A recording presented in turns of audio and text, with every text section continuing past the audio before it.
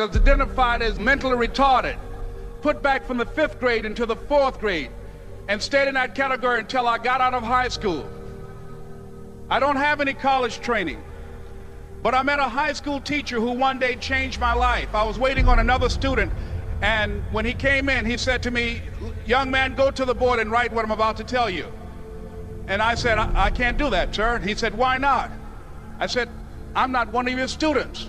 He said, "It doesn't matter, follow my directions now." I said, "I can't do that, sir." He said, "Why not?" I said, "Because I'm educable mentally retarded." And he came from behind his desk and he looked at me. He said, "Don't ever say that again.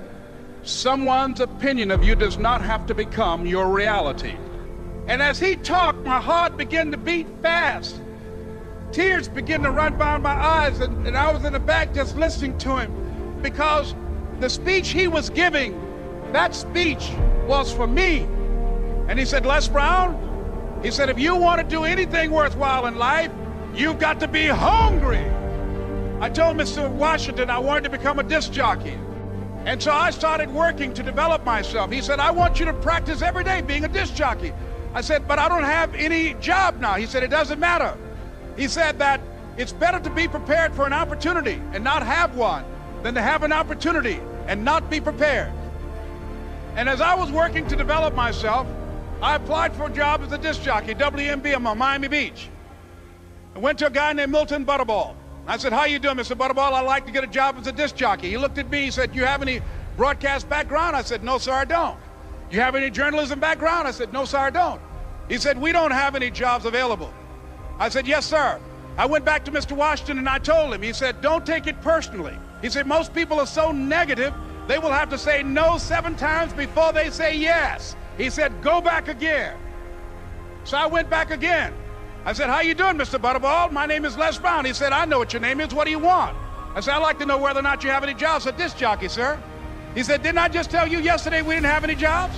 I said, "Yes, sir, but I know whether or not somebody got laid off or somebody was fired, sir." He said, "No one was laid off or fired. Now get on out of here." I came back the next day like I was seeing him for the first time. I said, "Hello, Mr. Butterball, how are you?" He looked at me with rage. He said, "Go get me some coffee." I said, "Yes, sir." And I went to get him some coffee. After a while, I would get their lunch and dinner, and I would go in the control rooms and take the disc jockeys their food, and I would not leave until they would ask me to leave. One Saturday afternoon, while I was at the radio station, a guy named Rock was drinking while he was on the air. I was the only one there, looking at him through the control room windows, walking back and forth, young, ready, and hungry. Pretty soon the phone rang, and it was the general manager. And I answered the phone. I said, "Hello?" He said, "Les, this is Mr. Klein." I said, "I know."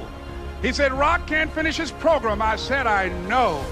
He said, "Would you call one of the other DJs in?" I said, "Yes, sir." I hung the phone up. I said, "Now he must think I'm crazy." I called my mom and my girlfriend, Cassandra. I said, "Y'all turn up the radio and come out on the front porch. I'm about to come on the air." I waited for about 20 minutes, and I called him back. I said, "Mr. Klein, I can't find nobody." He said, "Young boy, do you know how to work the controls?" I said, "Yes, sir." He said, "Go in there and don't say nothing here." I said, "Yes, sir." I couldn't wait to get behind those controls. I put on an old Stevie Wonder record called Fingertips. I sat down behind that turntable. I said, "Look out, this is me, LB Triple P, Les Brown, your platter playing papa. There were none before me, and there will be none after me. Therefore, that makes me the one and only. Young and single and love to mingle, certified, bona fide, indubitably qualified to bring you satisfaction, a whole lot of action. Look out, baby, I'm your love man." I was hungry. I was hungry. You got to be hungry. Begin to know that you have greatness within you.